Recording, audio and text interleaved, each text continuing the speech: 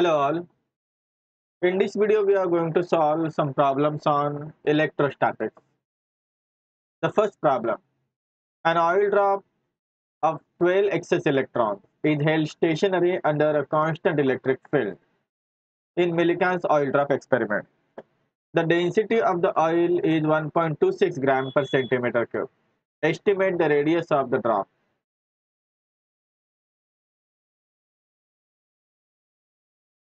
There are 12 excess electrons.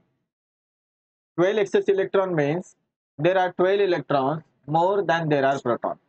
Basically, in ordinary matter, the positive charge and negative charge is present in equal amount, and therefore ordinary matter is electrically neutral. There are equal number of protons and equal number of neutrons, and they cancel the effect of each other. So by 12 excess electrons in an oil drop, it means that we have 12 electrons more than the number of protons, and hence an oil drop has an electrical charge equivalent to 12 electrons. Because of this electrical charge, an oil drop will experience a force when it is placed in an electric field. The electric field is given to be 2.55 into 10 raised to 4 Newton per Coulomb. Along with an electrical force, it will also experience a force of gravity. If the force of gravity and this electrical force act in opposite direction and have equal magnitude, then an oil drop can be held stationary. So here we have to find the radius of the drop. We can find the radius of the drop simply by this equation, where the force of gravity and the electrical force are equal in magnitude, act in opposite direction. Force of gravity acting downward is balanced by an upward force due to electric field. The force due to electric field is given by the charge multiplied by electric field. Now, force of gravity is simply mass multiplied by acceleration due to gravity, that is G. And the charge Q is equivalent of 12 electrons. So it is 12 times E. And the electric field is 2.55 into 10 raised to 4. We can write mass on the left hand side as the density multiplied by volume to G, and here we have 12 into 2.55 into E. We write for E 1.6 into 10 raised to minus 19 into 10 raised to 4. The powers of 10 are written together. Further, volume can be written as 4 by 3 pi r cube. 4 by 3 pi r cube. Now we have a radius which we have to find. 12 into 2.55 into 1.6 into 10 raised to minus 19 and minus 4, it becomes minus 15. Now we rearrange this equation to obtain R. We obtain R cube. 3 into 12 into 2.55. We are given density and acceleration of gravity can be taken as 9.8. So finally we have 312 is 36 multiplied by 2.55 divided by 4. We can take the pi as 3.14. The density is given as 1.26 gram per centimeter cube. We must convert density from gram per centimeter cube into kilogram per meter cube. That is the SI unit. And we do it as follows. First we make this conversion. Density is 1.26 gram per centimeter cube. 1.26. We can write gram as 10 raised to minus 3 kilogram. And centimeter cube. Centimeter cube may be written as 10 raised to minus 3 meter, 10 raised to minus 2. And now we get density in kilogram per meter cube. It is 1.26 into, in the denominator we have 10 raised to minus 6 So into 10 raised to 3 kilogram per meter cube. We use this density value in our calculation because already other quantities are taken in SI unit. Into 1.26 into 10 raised to 3, and acceleration due to gravity is 9.8. This is multiplied by 10 raised to minus 15. We can go on calculating it further. 9 into 2.55. On calculating it further, we will get the value of R cube. On calculation, we get R cube equal 9.47 into 10 raised to minus 18. And therefore, R is the cube root of 9.47 into 10 raised to minus 18. Sorry, it is 0.947. 0.947. This finally gives R equal to 9.82 into 10 raised to minus 7 meter. The unit will be meter. This is the final answer. Next problem. In a certain region of space, electric field is along the z direction throughout.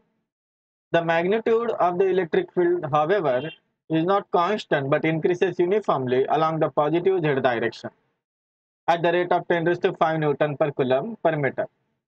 What are the force and the torque experienced by a system having a total dipole moment equal to 10 raised to minus 7 centimeter in the negative z direction?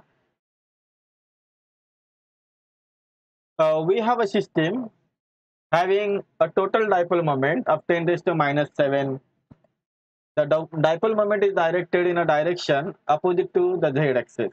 So this is the z-axis which is directed towards right, and the electric field is in the z direction. This electric field is not uniform, but it increases in positive z direction. It increases uniformly at the rate of 10 raised to 5 Newton coulomb per meter. The system has a total dipole moment. It has a total dipole moment. So we can compare the system with an elementary dipole which has a positive charge and a negative charge of equal magnitude separated by a distance L. This is an elementary dipole. The force acting on this dipole is the same as the force acting upon our system because our system is equivalent to this elementary dipole configuration. The electric field is in the positive direction and it is non-uniform. It increases in a positive z direction. It means that the force acting upon a positive charge is Q multiplied by E1. The electric field E1 is at the position of positive charge. Force acting upon a negative charge is minus Q time E2. Now electric field at negative charge will be different because electric field is not uniform. It is changing. It is increasing in a positive z direction. So electric field at a negative charge, which is my E2, will be greater than the electric field at a positive charge, which is E1. This is not E2, this is E1. And the change in electric field divided by the distance, which is L, it is equal to 10 raised to 5 Newton coulomb per meter. It is given the rate at which the electric field increases in the positive z direction with the distance. It is already given to us. Now we use all this data to calculate the net force on the system and the torque.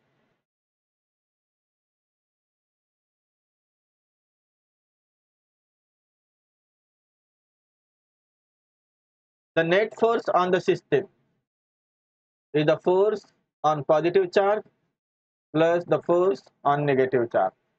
Force on positive charge is Q time E1 plus that on negative charge is minus Q time E2. This is equal to Q E1 minus E2, which we write as minus Q E2 minus E1. Then we divide and multiply by L and we obtain E2 minus E1 divided by L and multiplied by L. This QL is the dipole moment, magnitude of dipole moment. So we have a negative sign here, minus E2 minus E1 upon L. It is the rate at which electric field increases in the positive direction, positive z direction, and it is given. It is given to be 10 raised to 5. So we substitute it to be 10 raised to 5. The dipole moment is 10 raised to minus 7. 10 raised to minus 7 into 10 raised to 5. And thus we get force equal to, here it is negative sign, we get 10 raised to minus 2 Newton. Negative sign indicates that the net force is in opposite direction of Z. Now we calculate torque. We know that for uniform electric field, the torque acting upon dipole is given by dipole moment multiplied by electric field, the cross product between them. So the magnitude of the torque is simply dipole moment into electric field into sine theta. But this equation is valid for uniform electric field. In the present case, the electric field is not uniform.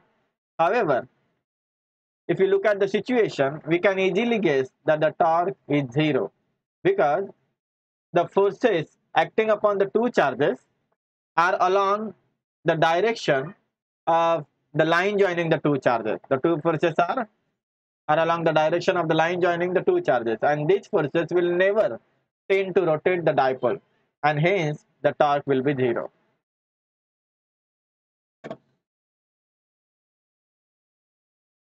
Now this problem, a conductor A with a cavity as shown, this is a cavity, is given a charge Q, so that the entire charge must appear on the outer surface of the conductor, on the outer surface that is represented by dark blue line.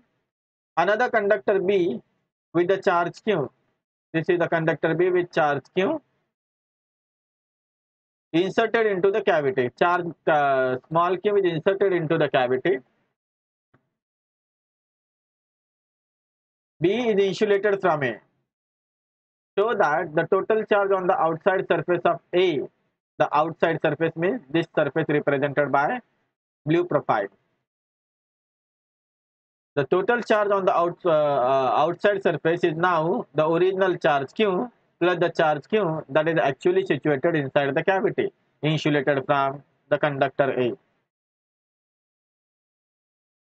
A sensitive instrument is to be shielded, a sensitive instrument is to be shielded from the strong electrostatic field in its environment. Suggest a possible way.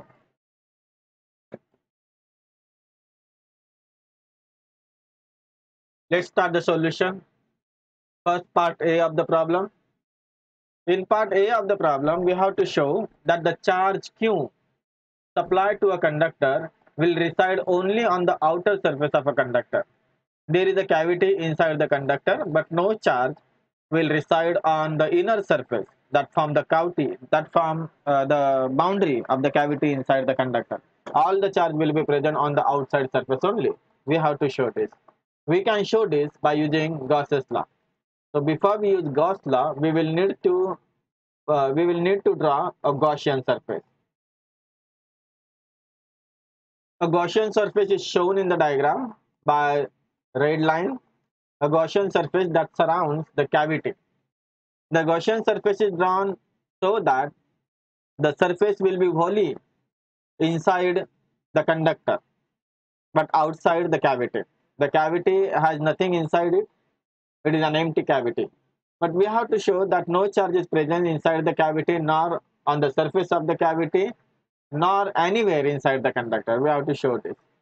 So we use Gaussian law to this Gaussian surface. According to Gauss's law, the total electric flux through the Gaussian surface, the electric flux through the Gaussian surface is given by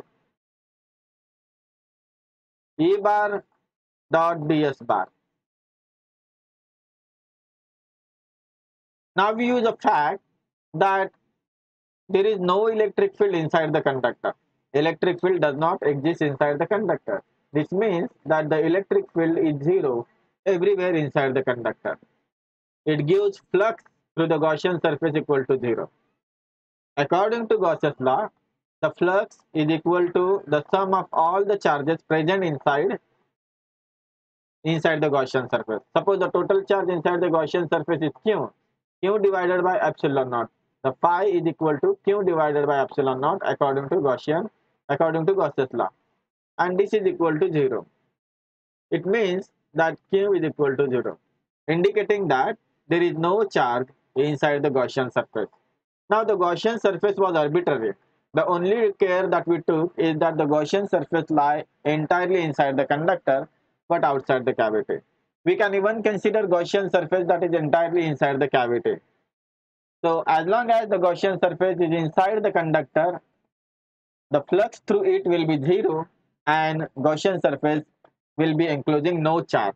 It means that no charge will exist inside the conductor, because wherever you draw a Gaussian surface inside the conductor, you will get the charge inside the Gaussian surface to be 0, indicating that no charge exists inside the conductor and all the charge that we supply will reside only on the outer surface of the conductor.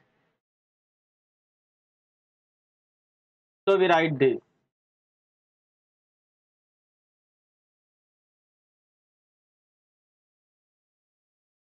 Now part B, another conductor B, this is another conductor B with charge Q on it is inserted into the cavity, keeping B insulated from A. B is insulated from A. We have to show that total charge on the outside surface is now original charge plus the charge Q that is present on a conductor B inside the cavity. The phenomenon of induction, the charge produced by induction, by this phenomenon we can answer this question. We have a charge Q inside the cavity on a conductor B that is insulated from the conductor A. This charge Q will pull the charges of opposite sign towards it. The charges of opposite sign from the conductor A will be pulled by the charge Q present here. Without loss of generality, let's assume that the charge Q is a positive charge. Then it will attract negative electrons from the conductor A, which is shown by blue shade. Negative electrons will be attracted by a positive charge, and those negative electrons will crowd around the surface of gravity. Now, because negative charges, the electrons have been displaced and have accumulated around the cavity, the positive nuclei will be bared. We will have a positive nuclei near the outer surface of a conductor, and this positive charge near the outer surface of a conductor will have a same magnitude Q as this charge present in the cavity, because the negative charge surrounding the cavity will have a same magnitude as the charge inside, but it will have a negative charge. This is the phenomenon of induction. Now this negative charge have been displaced from the rest of the conductor A. Because negative charges have been displaced towards here, equal positive charge will form near the outer surface of conductor A. So the total charge on the outer surface of a conductor A will be the original charge plus this charge Q produced by induction. We write for part B of the question.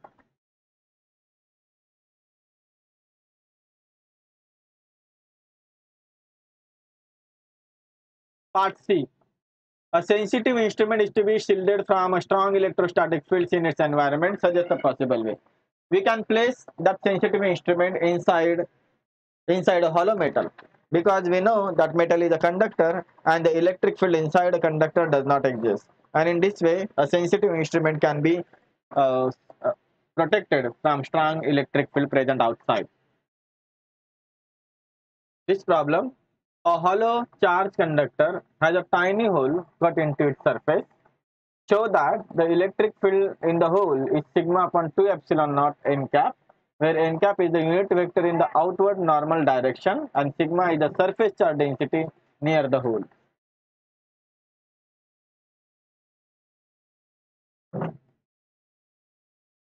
This is a hollow conductor, and at point P there is a small region shown by black boundary. It is the region where hole will be made later. First we shall consider that there is no hole. Hole will be made later. So suppose that no hole is present and we have a conductor. We consider a point P at which hole will be made later, and at that point we have drawn an outward normal n cap. We have to find the electric field at the point P when there is a hole present there.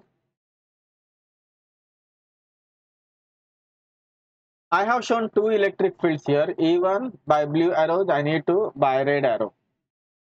Electric field E1 is due to the charge present in the region P, where the hole will be made later, and the electric field E2 is the electric field at the point P due to the charge present on the rest of the conductor.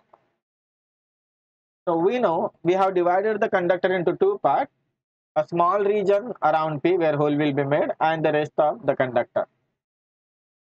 We have drawn a cylinder that represents Gaussian surface, a Gaussian surface that encloses the region P where hole will be made. This is inside part of a Gaussian cylinder and this is outside part of a Gaussian cylinder. The point Pi is a point inside the conductor on the circular face of the cylinder. At point Pi, inside the conductor and close to the point P, we have two electric fields directed in opposite direction. Electric field E1 due to the charge present in the region P and electric field E2 due to the charge present on the rest of the conductor. The two fields will be in the opposite direction but will have equal magnitude.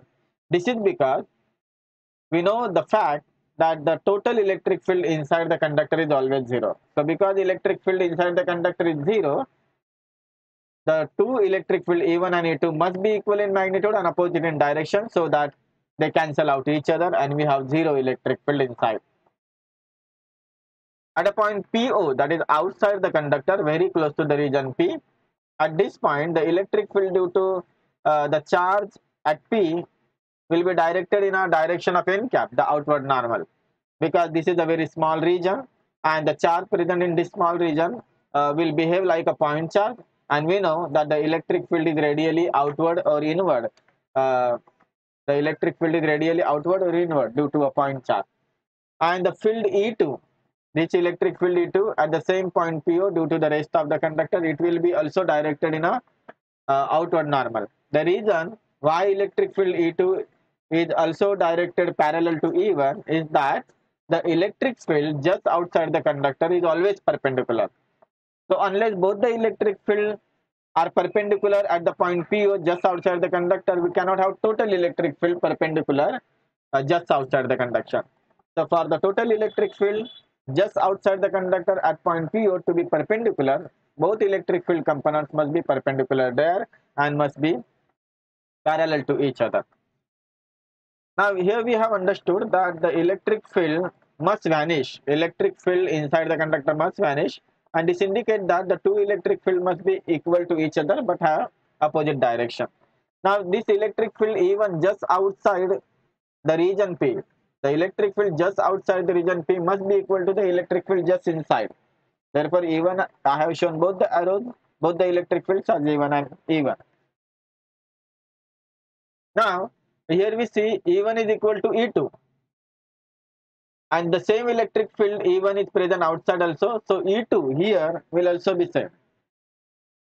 Here we must note that the magnitude of electric field E2 at the point just inside and just outside the conductor, these magnitudes are equal.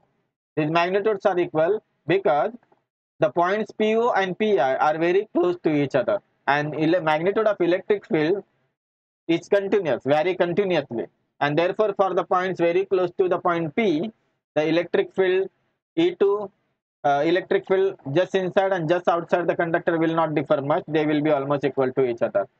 So even the magnitudes of the electric fields E1 and E2 are equal both inside and outside the conductor. Now we are prepared for the solution. The electric field just outside the conductor is given by this formula, sigma upon epsilon naught. This is a well-known result. The electric field just outside the conductor has two components, E1 and E2. So we can write E1 plus E2 equal to sigma upon epsilon naught n cap. Note that the electric field E1 is due to the charge present in the region P, and electric field E2 is due to the charge present on the rest of the conductor. So when we remove this part, this region P, and make a hole there, the electric field E1 will no longer exist, and only the electric field E2 will exist at this region. So we have to find what is E2. Already we know that E1 and E2 are equal, so we replace E1 by E2, and I have E2 plus E2 equal to sigma upon epsilon naught n cap, and therefore E2 will be sigma upon 2 epsilon naught n cap. Now E2 represents electric field at the point P where the hole is made due to the rest of the conductor, and that is the electric field we have to find because we have made hole at the point P. And when hole is made, electric field E1 will no longer exist, only electric field E2 will exist, and this has a magnitude or the direction, magnitude and direction sigma upon epsilon naught n cap.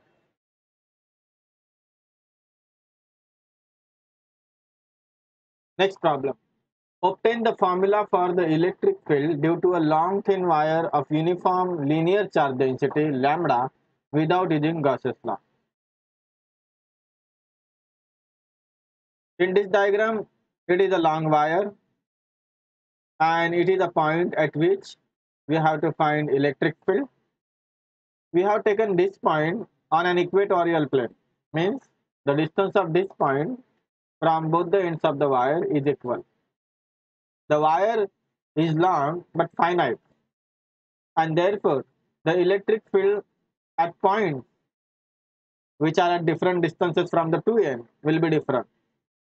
But it is particularly simple to find the electric field at points which are near the equatorial plane, means the points whose distances from two ends of the wire are nearly equal to each other, and we are treating only this case.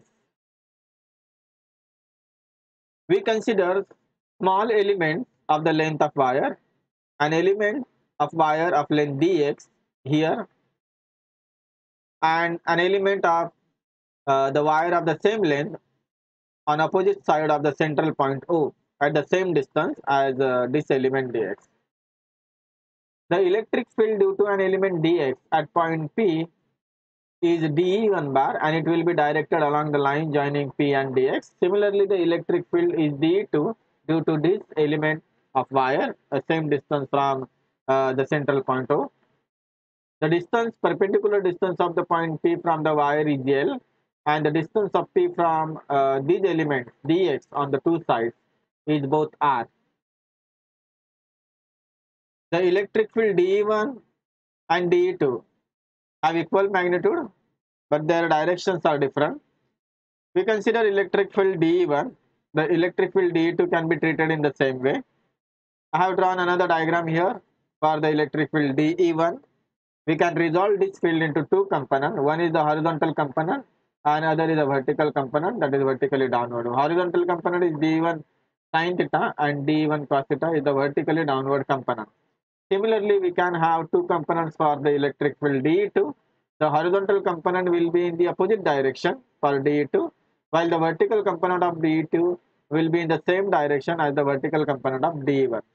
So because dE2 and dE1 have equal magnitudes, their horizontal components will be equal, but because being opposite of each other, they will cancel out. The horizontal component of dE2 and dE1 will cancel out. dE1 has the horizontal component towards right, and dE2 will have horizontal component towards left, which I have not shown here. The vertical component due to both the fields will be downward, and they will add. So we only consider the vertical component of the two fields because horizontal components are going to be cancelled by the elements of the wire at equal distance from point O on either side. The net electric field at a point P is equal to the integration of the electric field dE due to the small elements of wire. We run from left end of the wire toward the right end of the wire and carry out the integration of the electric fields caused by the elements of the wire. This dE, we shall however consider only the vertical component, which is dE cos theta. So we have dE cos theta. So dE cos theta represents an vertically downward component of an element of wire of length dx. We take this integration along the angle over the angle d theta, because as we move from one end of the wire to the other, the angle theta made with the vertical varies. This equation is incorrect. We consider now an element dx of the wire and find the electric field that it produces at the point P. It is simply given by Coulomb's law. Now I don't write the suffixes E1 and E2 because we are considering one element of the wire at a time. So electric field due to an element of length dx at a distance r from it at a point P is given by Coulomb's law, 1 upon 4 pi epsilon naught charge. The charge in dx will be charge density multiplied by the length of the wire divided by the distance of the point P from this element, which is r square.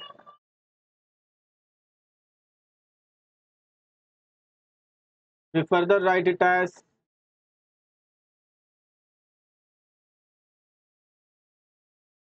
from this diagram we see that x, the distance of element of the wire from the point O, this distance x is equal to L tan theta. X equal L tan theta, and therefore dx will be L sec square theta d theta. Also from the diagram using Pythagoras theorem, we see that r square equal L square plus x square. L is the distance of point. R square equal to L square plus x square. But x is L tan theta. So this is L square plus L square tan theta. This is equal to L square 1 plus tan square theta. And finally, we have r square equal to L square sec square theta. Now here we have two variables. The variable x is expressed in terms of theta.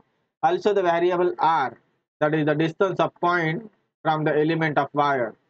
All these two variables, r variable and the variable x, both variables are now expressed in terms of a single variable theta. Now we can do this problem using the single variable theta.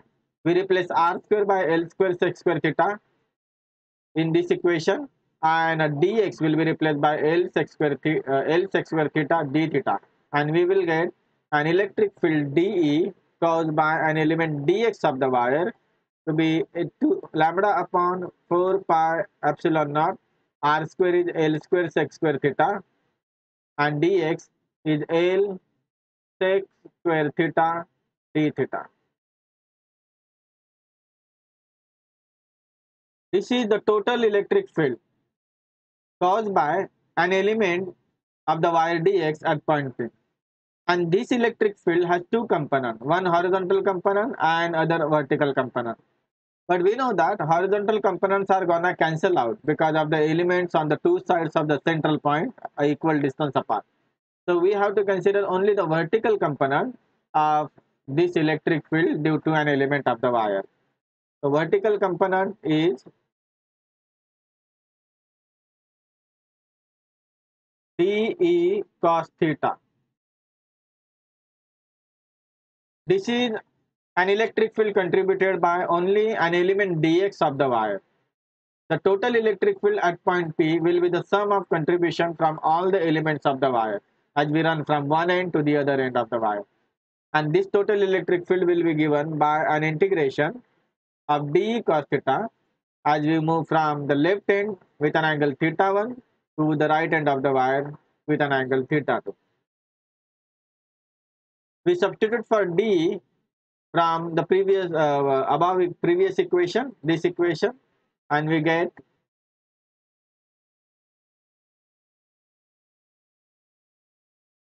cancellation takes place sec square theta, 1L and 1L from here cancel out, and we get equation.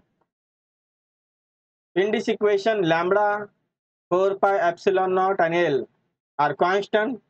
We take them outside.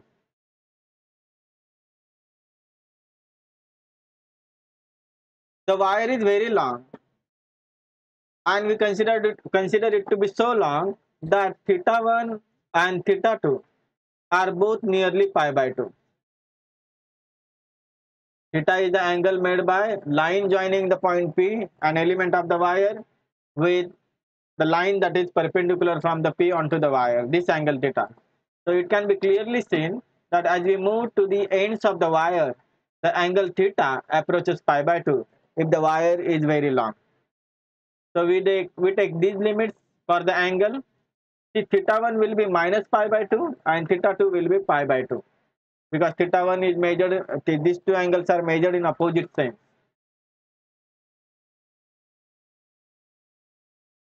Theta 1 minus pi by 2 and theta 2 plus pi by 2. We substitute them and get lambda upon 4 pi epsilon naught L minus pi by 2 to plus pi by 2 cos theta d theta. And this integral is very simple. So finally we have the total electric field at the point P with lambda upon 4 pi epsilon naught L. The integration of cos theta is sin theta and the limits are minus pi by 2 to plus pi by 2. And this will give us lambda upon 4 pi epsilon naught L. Its value will be 2. It is 4. And finally, we have an answer. The electric field at a point P is lambda upon 2 pi epsilon naught L. So we see that the electric field at a point depends only upon the perpendicular distance of the point and not upon whether how far it is present from the equatorial plane. This is because we are considering only those points that are close to the equatorial plane. For the points that are far away from the equatorial plane, for the points that are near the ends of the wire, the electric field will be different.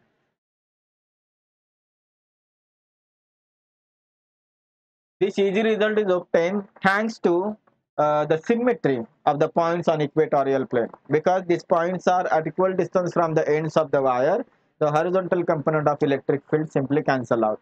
But for the other wires, for the other points, horizontal components will not cancel out, and we will have to include also the horizontal component in our calculation. But for the points which are near the equatorial plane, this equation is a good approximation for an electric field. Next problem. Consider an arbitrary electrostatic field configuration. A small test charge is placed at a null point where the electric field is 0 of the configuration. Show that the equilibrium of the test charge is necessarily unstable.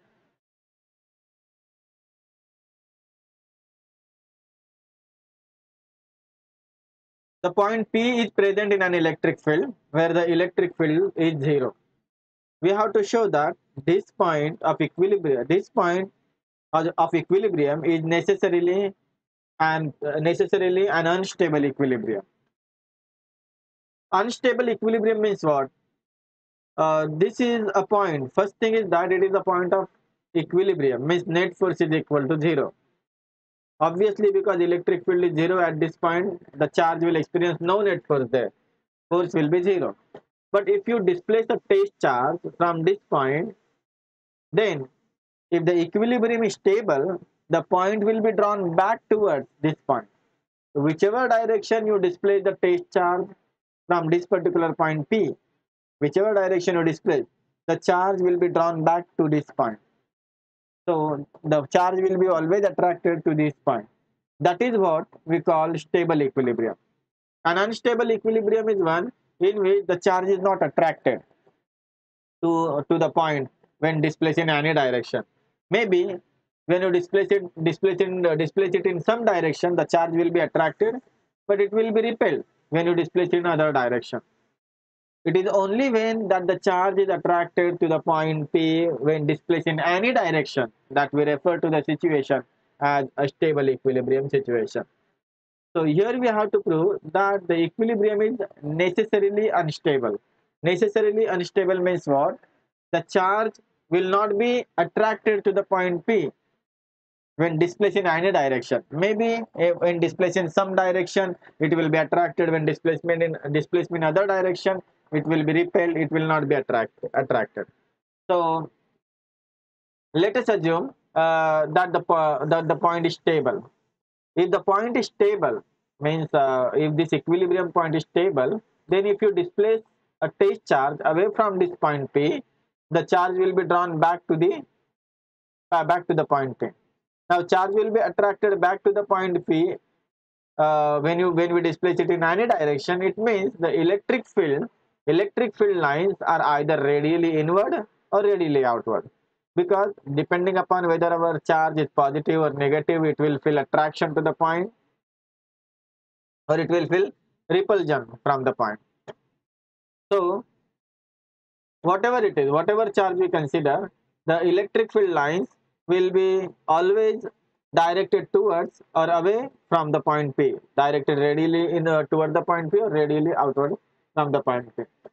So in this case, we have a net flux through a Gaussian surface around the point P. We can consider a Gaussian surface around the point P, and we will have net flux across the Gaussian surface, a closed surface around the point P. So when there is a net flux through a Gaussian surface, it means that the Gaussian surface will enclose the charge, because according to Gauss's law, the net flux is equal to total charge inside the Gaussian surface.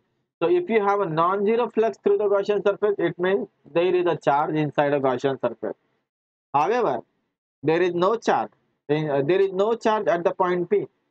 Gaussian surface, we are considering Gaussian surface to be arbitrarily small, including the point P. So you will find that there is a net flux across the Gaussian surface, but because the charge is originally not present at the point P, there must not be any net flux through the Gaussian surface. There should be no net flux through the Gaussian surface, because actually there is no charge present at the point P. The electric field is zero there. So because there is no charge present at the point P, there should be no net flux through the Gaussian surface, and hence electric field cannot be directed radially toward the point P.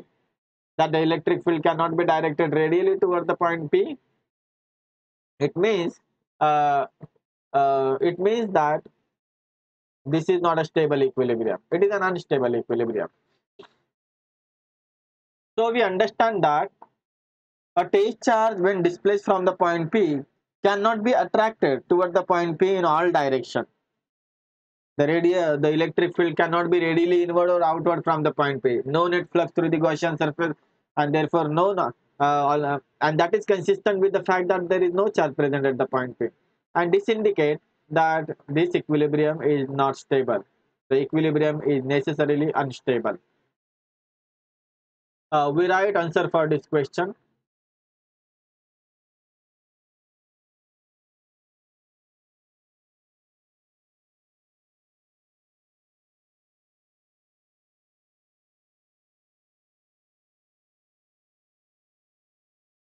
Next question. A particle of mass m and charge minus q enters the region between the two charge plates, initially moving along x-axis with the speed vx. The length of the plate is L and an uniform electric field E is maintained between the plates.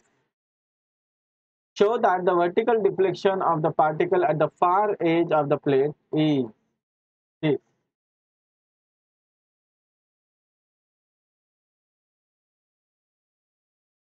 The particle is approaching from the left, and at this point it enters in the region between the plates.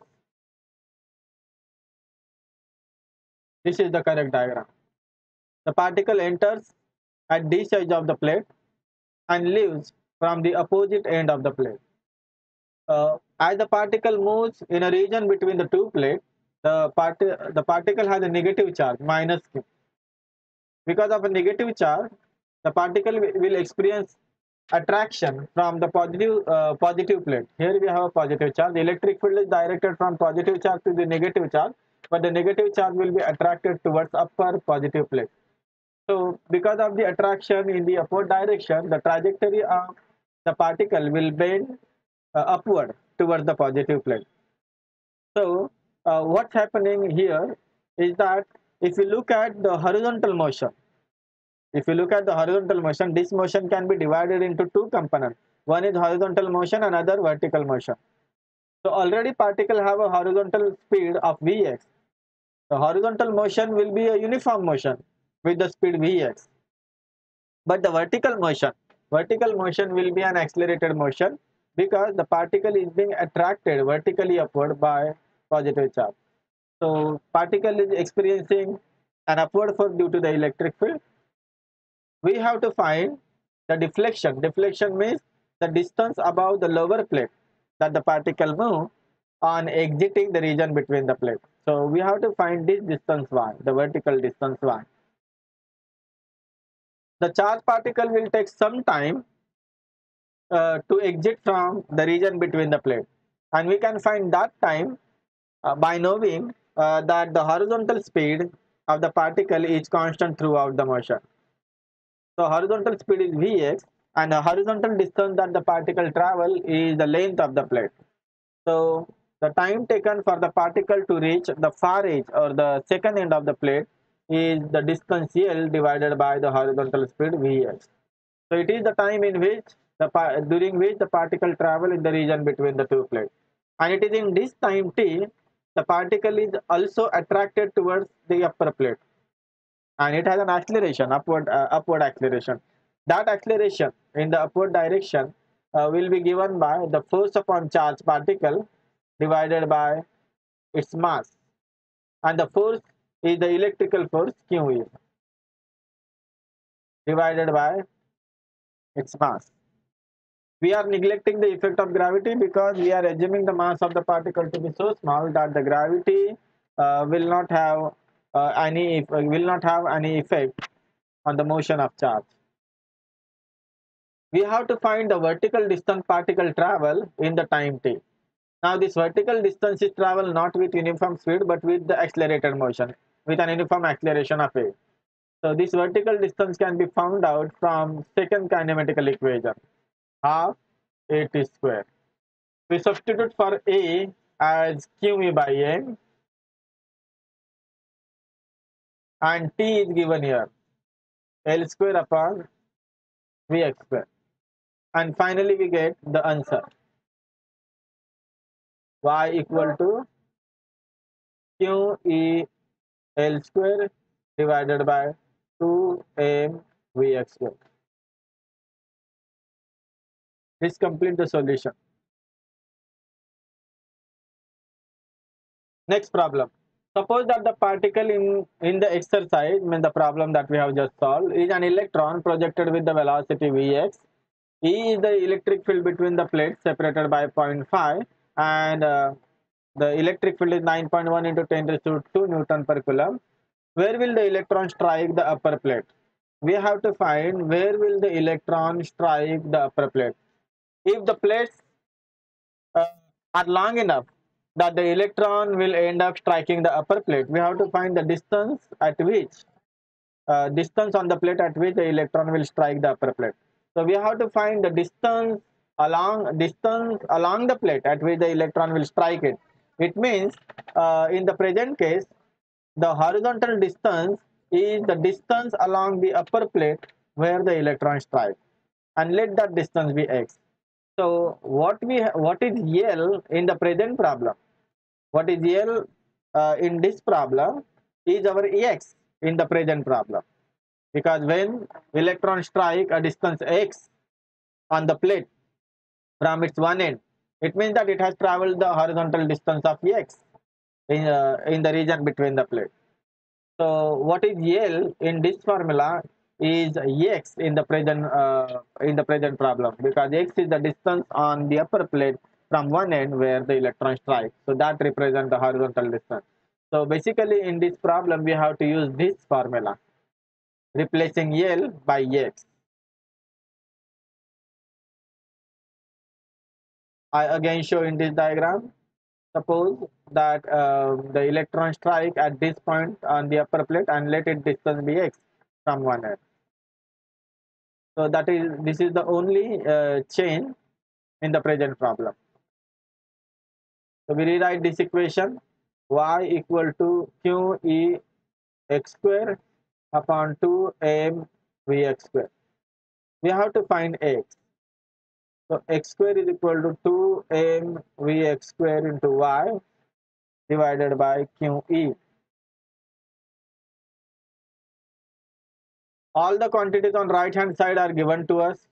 We are given mass. We are given mass of the particle. We are given the charge. Charge is E, electronic charge for electron. Velocity is given. Electric field is given. And the distance 0.5 centimeter between the plate is also given. The distance between the plate is now the distance y, vertical direction. Distance between the plate is y, the vertical distance that it travels.